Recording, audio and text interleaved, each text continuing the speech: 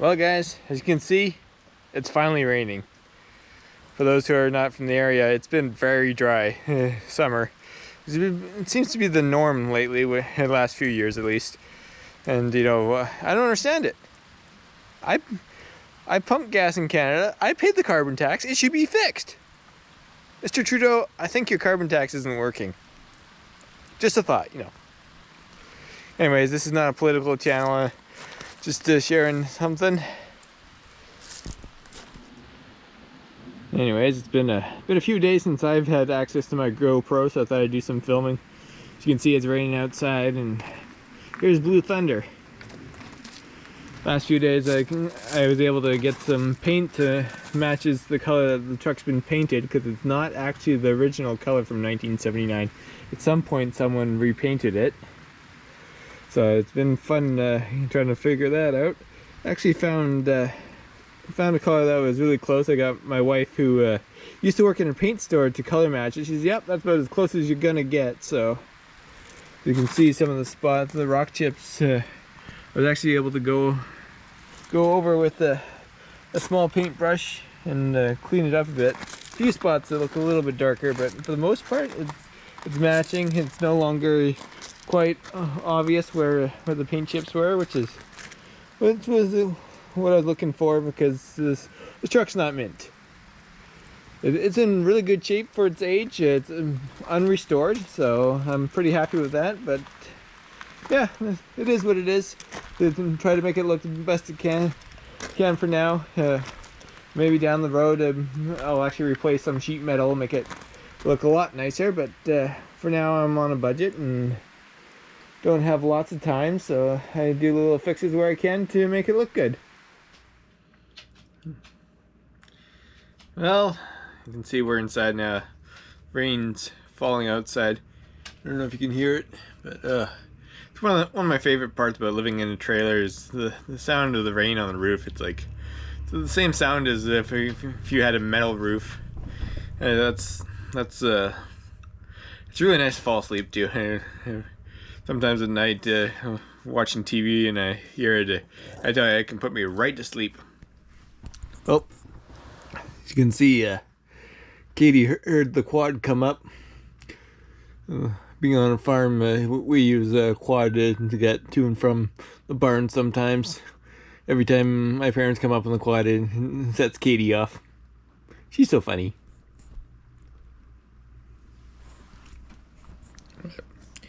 Anyways, today is August the 29th. Next car show I'm going to, which will probably be my last of the season before Blue Thunder gets tucked away for the year. It'll be on September the 9th, I believe. Yeah, September 9th. And that is the Langley Cruisin', which is the big one. It's, last year I went, it was like a couple thousand cars, lots of people. It was hard to move up and down the car show, and they actually have it right on the streets in Altagrove, not too far from where I live. And it's they actually shut down the streets. There's a section of the highway there shut down, and you park all in the parking lots of the little stores there, or on the main highway there, and they got stage set up with, they have performers, and it's a big deal. It's like a fair just about. But yeah, this will be the next one I go to. So if you do plan on coming to the Langley Cruisin', come find me. Blue Thunder still sticks out in the crowd. It's big, it's blue. I say it's loud, but usually at the car show the truck isn't running, so you won't be able to see that. But yeah, come say hi. So I went about a week without Blue Thunder, and that was really hard for me. And for anyone that knows me, the Blue Thunder is definitely one of my favorite things in the world. I like driving that truck, so going about a week without it was pretty tough. Had a close call the other day. As it's an old truck, so it's got old truck issues. And when I got it 4 years ago, it was, first time I drove it, man, these brakes, you really got to stand on them to to get the truck to stop. And I think it's a problem that progressively got worse. And because I drove it every day, I didn't really notice it as much. But a couple weeks ago, I actually got cut off by a small car, and I had to hit the brakes hard. And for those who know, an old truck like that doesn't have anti-lock brake system, so my brakes should have locked up. Oops, I'm getting dark there. And they didn't. And the truck slowly slowed down. It was, fortunately, I had enough room to swerve and miss the car, but yeah, that was a little close. I had to do some investigation in why my brakes didn't lock up like they should have, and why it took me so long to stop. So I started doing some exploring, and I crawled underneath the truck, followed all the brake lines from the calipers up to the master. They look good. Then from the master back down to the back to the drums, and they looked good from what I could see. I popped open the master cylinder where the brake fluid is, and every vehicle after, I believe, 1956 has the master cylinder is split into two compartments. That way, if there's a leak or whatnot, you don't lose all your brake fluid. And when I popped the lid off it, one of the compartments was just about bone dry. So, there was definitely an issue. I did some research, did the Google thing, and found a YouTube video of the guy describing exactly the same issue. And it turned out that it was the rear brakes. So what actually happened is, I've been putting the rear brakes off for quite a while, because in these trucks, having the heavy duty brakes, it's quite the job to do. They're drums, and they're a one-piece system, so the axle's got to come out. You got some bearings to deal with, and it takes quite a bit of time. So, but it was a little more than I was willing to conquer myself. So I actually ended up taking to a shop. The guys that I've dealt with in the past that have treated me really well. Again, this was a positive experience. I want to give a shout out to Super Steve's Tire in Aldergrove. I've helped the owner a few times, and he's helped me out a few times in the past. Back when I worked in retail, he came and sought me out a few times. I was able to help him with a few things. And being who I am fairly mechanically inclined. I like to do a lot of the work myself, but I'm not always able to do it. And some jobs are just easier in a place where you have a hoist or access to a hoist and have all the proper tools, versus trying to get it done in a barn setting, or where you got some basic tools but not everything. So yeah, I'll give like I said, shout out to Super Steve's for that.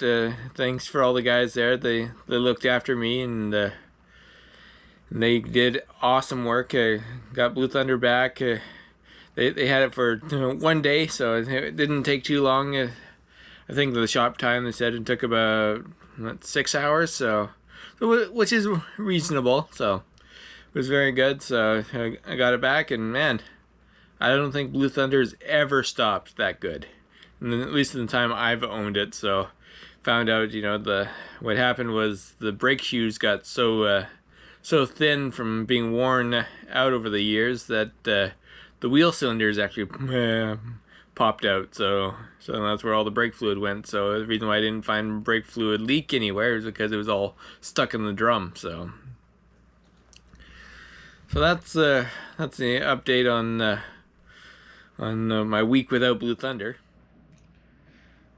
So yeah, over the next I guess 2 weeks, as the car show gets approaching, I'm gonna start cleaning up the truck a little bit more. I'm gonna wash the outside, and it's been a while since the inside seen any attention, so I'm gonna do that.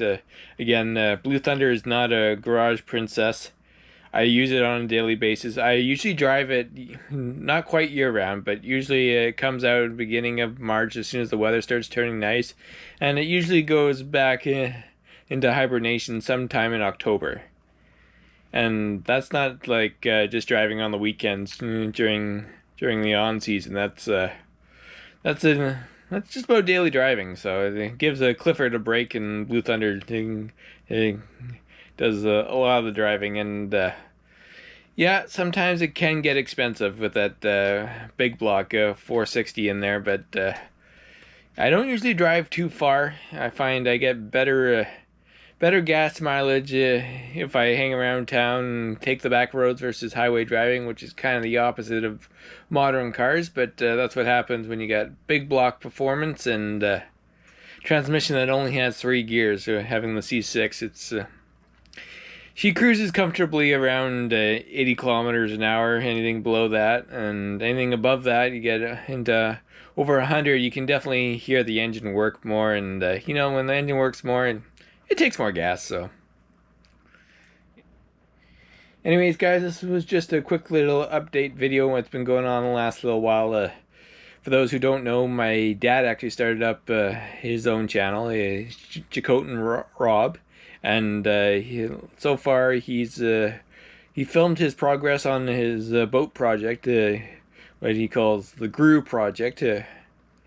So, and I've been doing all the editing and uploading of that. So I've been busy with that. So I haven't been posting much on my channel, but I've been doing what I can. And last couple videos I think I've done on my phone, and they've been short but sweet. But yeah, so give my dad's channel a follow if you're into hunting and fishing and do-it-yourself projects. Like I said, he just finished his boat project, and this past weekend he took the GoPro with him and did a fishing trip out in the ocean. So if you're into that, give that a watch. Again, his name is Chicotin Rob, and he has his own channel. So again, I've been helping him manage it, but all his content is all 100% him. I just slap it all together and call it a video, add some subtitles here and there, and little funny things. And yeah, if you guys want to see more of Blue Thunder before I put it away over the next couple months, leave me a comment down below. What would you would like to see? I do plan on one of these days doing a full walk around tour inside and out, and do a little more in-depth video on it, especially after my one video that I did just on the side compartment got almost 2,000 views already. So definitely interested in these old trucks. So let me know what anything you guys would like to see specifically about the truck or whatnot. I do plan on doing some more work over the winter with it. I got the rear brakes fixed. The front brakes look okay. My parking brake is currently seized off, so I believe it's the cables, which, lucky me, apparently is obsolete because of the truck being a camper special. It's got a longer wheelbase, so the regular parking brake cable for that truck, if it was not a camper special, will not work because the wheelbase is shorter, so the cable is shorter. So I might have to experiment with a kit to make a cable, or find somewhere that'll be able to make me a custom cable for it. So if you guys have any suggestions for that, let me know. Again, you can comment down below, and I'll take any help at this point, because I'm not sure what I'm going to be able to do. I didn't talk to the mechanic at work, and he kind of shrugged and he asked me, well, maybe try eBay or Rock Auto, and doesn't look like Rock Auto has got what I'm looking for. So anyways, if you do enjoy the content that I've been posting, I see a lot of my views are coming from people that aren't subscribed. So hit the subscribe button, hit the like button. Apparently that does something. And yeah, I'll see you next time. Thanks for watching, guys.